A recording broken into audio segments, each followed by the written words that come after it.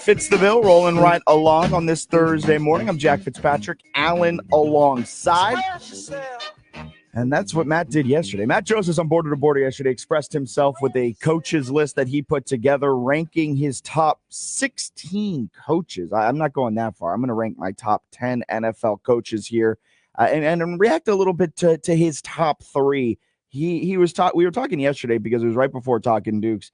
He comes out of the studio. I'm sitting there getting ready for Talking Dukes, and he tells me what his top three are. And I said, when he said number one, I was like, that makes a lot of sense. Number two, I scoffed and made fun of him. And number three, I was like, all right, I guess that's fair, but I wouldn't have put him that high. Here's Matt's top three that he listed yesterday on Border to Border that you can listen to right here on 106.1 ESPN between 4 and 6 p.m. I mean, it's an obvious number one. It's Andy Reid. Mike Tomlin's my number two. And when you look at Mike Tomlin, what's the statistic that everybody uses? He's never had a losing season. He has 12 playoff berths, 7 division championships, 2 AFC championships, and 1 Super Bowl. But Mike Tomlin, like if I had a kid and you said to me, you can have your child play for any coach in the NFL, I would want him to play for Mike Tomlin. I think he would get the most out of my child, and I think he gets the most out of his players. I mean, if you look at the quarterbacks he's had, if you look at the problem players in his locker room that he's had, you look at the division he's in, there was a small part of me that almost wanted to put Tomlin number one, but I mean, I would have looked so foolish if I had done that. So foolish. Do you agree with Tomlin at number two? All right, number three, John Harbaugh. The Ravens Harbaugh, John Harbaugh. Once again, much like Tomlin, his resume is far too good to not be towards the top. All right, so Mike Tomlin at number two, and then Matt says he thought about putting him at number one. I'm very glad I was watching Allen's face because his facial expression said it all. Mike Tomlin at number two might be one of Matt's worst takes. I'm having a lot of trouble this morning, man. I'm never not having tea in the morning again because I'm keeping you on your toes. I know here. these like surprises. Mike Tomlin. Is this an all-time list or is this like currently in the is this list based on our current coaching crop or is this a career list? This is our current coaching crop. So the 32 coaches, who would you want to start a team with tomorrow and put stuff together? And Mike Tomlin, he put Andy Reid at number one. I agree with Andy Reid at number one. Andy Reid is also my number one as it stands right now. I mean, his track record, his ability to coach, what he did with the Eagles, what he has done and is doing with the Chiefs. He's one of the best offensive minds. Andy Reid is my number one. Mike Tomlin at number two might be one of the more crazy things I've ever heard in my entire. Mike Tomlin has not won a playoff game in about a decade. Mike Tomlin is partially, if not majoritarily, responsible for his quarterback issues. You cannot look me in the face and say that he has not had a hand in player personnel and picking out who his quarterback is. He wasn't able to identify the fact that Big Ben didn't have a right arm for the last 3 years of his career. And instead of planning ahead, he just ran with Ben Roethlisberger. And then when he was gone, they then had a rotating door between Duck Hodges, Mason Rudolph, Kenny Pickett. There's probably some other guys in there that are horrible that have started some games. And then this offseason, they've put all of their eggs in the Aaron Rodgers basket, and we don't even know if that's going to come true. And Mike Tomlin is his number two. I'm going to fully, wholeheartedly, aggressively disagree with Mike Tomlin at number two. Mike Tomlin barely sneaks into my top 10. Mike Tomlin is my 10th coach, but he nearly missed because there were 4 guys that I had that I left off of my top 10. Pete Carroll, DeMeco Ryans, Dan Quinn, and Kyle Shanahan. All I think you could make an argument, and I may even flip and put them in over Mike Tomlin. Like Mike Tomlin, with what his recent run of success, quote unquote success is if you're saying that he is never had a losing season, congratulations. I don't care. I want postseason success. If you're talking about great coaches, postseason success is a major, major piece of it. And that's why I have Sean McVay at number two. There has to be something special about whatever you're talking about when you're doing a list and you're into the top 3. There has to be things that set you apart. So any list with top 3 when we're talking sports, your people in your top three need to be champions of some kind of caliber, or they need to have been voted the best, like MVPs. Like there has to be some award or some kind of like achievement. Yes. Mike Tomlin has done nothing in the last like 10, 11 years. Yes. Right. Yeah. So he's done nothing since the Super Bowl. You got Andy Reid. He's coaching one of the best quarterbacks. He's got Super Bowl wins. Tomlin only has 2 Super Bowl appearances, and they came pretty quickly back in the 2010s. Yeah. If you were saying something like 2000s, excuse me, it was the 2000s. Yeah. If we're doing like career, I would be more open to the idea of putting them higher on a list. But like current coaches, man, Mike Tomlin hasn't been that great. He really hasn't. And I know people will go to that the record thing, but you have, again, achievements. What has he achieved? Yes. Like there's no postseason success whatsoever in the last decade. That's a failure. I'm sorry, it is. Regardless of what defense, the regular season has been, it's a failure. And he's been part of the player personnel of it, and he has not been able to put together a good quarterback and a good offense. And then, oh, by the way, we all blame who even was their old offensive coordinator, Matt Canada. We all blame Matt Canada for being a horrible offensive coordinator. Who hired him and who kept him for multiple seasons? It's Mike Tomlin. Way too loyal to these guys. Like, that's part of the issue. And people say, well, he hasn't had a losing season. You're right. But would you rather have a couple of losing seasons and be able to build through the draft and grow that way? Maybe you could have gotten a guy like, I don't know, Joe Burrow. Maybe you could have gotten a guy like Trevor Lawrence or something like that. If you did have some losing seasons, by him being this good, by him being this quote unquote good and having so many non-losing seasons, he's hamstrung himself. He's handcuffed himself, and he's not been able to grow through the draft. So Andy Reid's my number 1. Sean McVay's my number 2. And you're going to probably disagree with this one, and I'm totally fine for pushback on it because this probably is premature, but I am blown away by what Kevin O'Connell has done since he started as a coach. That's probably too early to put Kevin O'Connell at number 3, but I love what he's done with his quarterbacks and resurrecting Sam Darnold. Now, if he's able to do the same with JJ McCarthy, that's fantastic. I may be a couple of years too early on Kevin O'Connell, but I'm okay with that. Yeah, I love Kevin O'Connell. I wouldn't put him in my top 3, but he's up there. Player development and coaching the QBs and things like that. He's done a lot in Minnesota and has been really successful on the long term. I don't have a problem with John Harbaugh because he's coached the 2-time MVP, but also that's a knock because he doesn't have a Super Bowl with exactly that 2-time MVP. John Harbaugh's 6th on my list because John Harbaugh is also similar to Mike Tomlin, where they have all this regular season success. He's not been able to put it together in the playoffs. His in-game decisions are also frustrating. And he's questionable at times. So he's in the top 10. He's just outside the top 5. I think that's where John Harbaugh sits in. Let's go to Michael on line 1 right here on the Fitz the Bill phone line. Good morning, Michael. How you doing? Hey, Jack. How you doing? Good. You sort of answered my question towards the end there. I was going to ask you where you had Harbaugh, and you said you had him at 6. Well, and I'm not even a Steelers fan, but what's Harbaugh's excuse? What's Harbaugh's the thing that helps Harbaugh is having the player evaluation that nailed on Lamar Jackson. Like that is what helps John Harbaugh. Yeah, I mean, the thing is, he's had. You can look at these past few Ravens teams, and they've been, if not a number 1 seed, a favorite to win on, haven't cashed in. So, the other thing I do think that needs to be weighed a little bit more is consistency. I mean, I know, I'm not a Steelers fan. I actually do not like the Steelers, but the consistency and not having missed playoffs in that division for so long, I mean, that says a lot. I mean, the main goal is to win a Super Bowl, yeah, but it's also very hard to win Super Bowls. It's hard to win playoff games in the AFC over the last several years with the Chiefs dynasty and everything else. And so, I'm not saying Tomlin gets a full pass, but I do think there's a level. And I mean, he's had some great defenses and teams over the last years, and he's had some not so good ones, and he still gets them to the playoffs. Yeah, it is very impressive that he's able to get them to the playoffs, and it's impressive that he's able to have these above 500 records, which is why I put him in my top 10. But it does hurt him a lot that, like, the reason John Harbaugh is a little bit higher, and you could argue that they've both had poor postseason showings.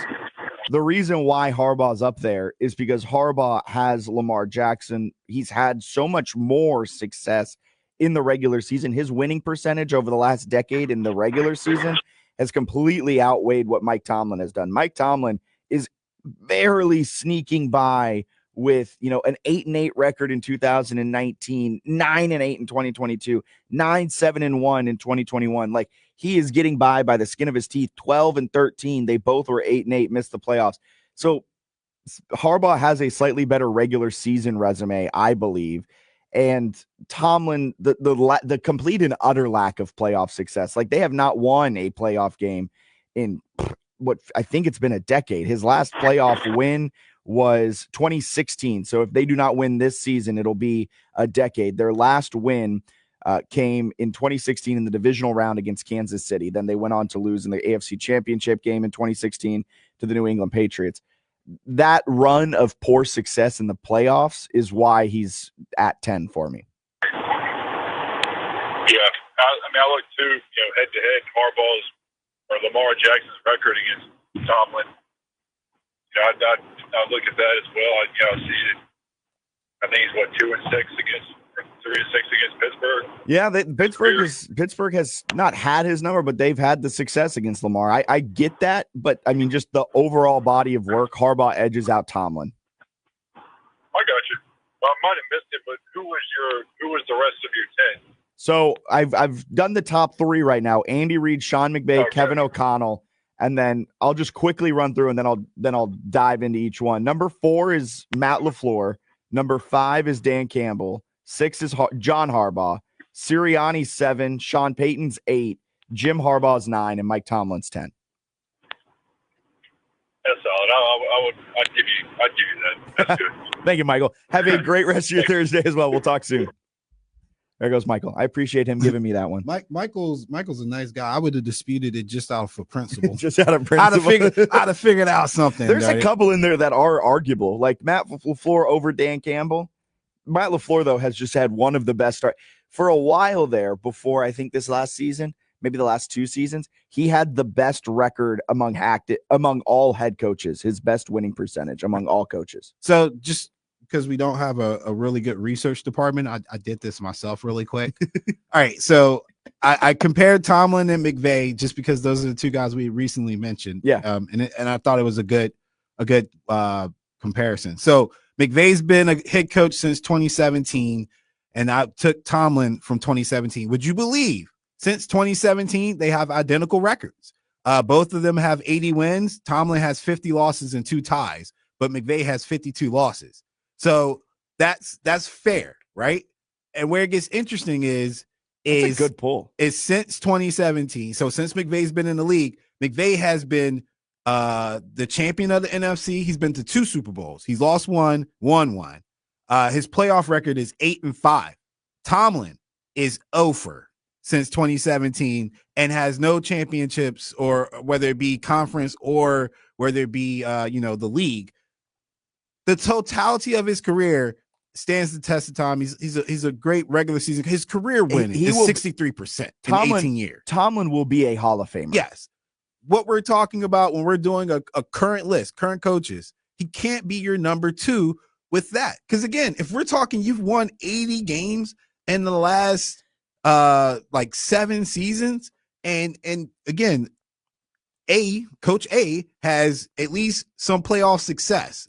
And in that playoff success, he's won a Super Bowl and he's won the conference championship. You haven't won a game. Yeah. You can't be top 3. Yes. You just can't. You can't be top 5, honestly, if I'm being serious. He barely's top 10.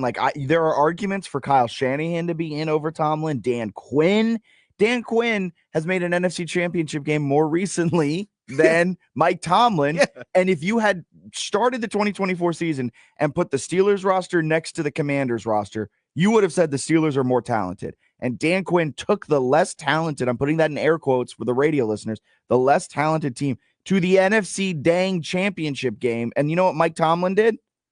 Mike Tomlin flared out in the wild card round. Yeah, he's had a 13-3 record and a 12-4 record in that time span. So you can't act like it's all been 8-8 or 9-8.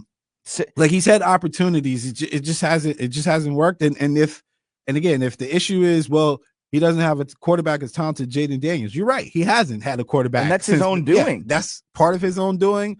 And you know what? He's had a defense, though, and that's been really solid. And he's had playmakers, and he's had the ability to win games. And he's made some really boneheaded decisions. 2020, They started off red hot. They finished horribly down the stretch. Last season, they started what?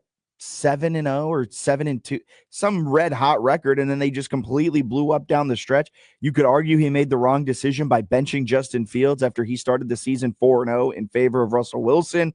They finished the year last year 10-7 with a wild card loss to the Baltimore Ravens. Mike Tomlin is not a top 2, top 3, top 5 quarterback. Mike Tomlin, his overall career record, like Alan is saying, fantastic.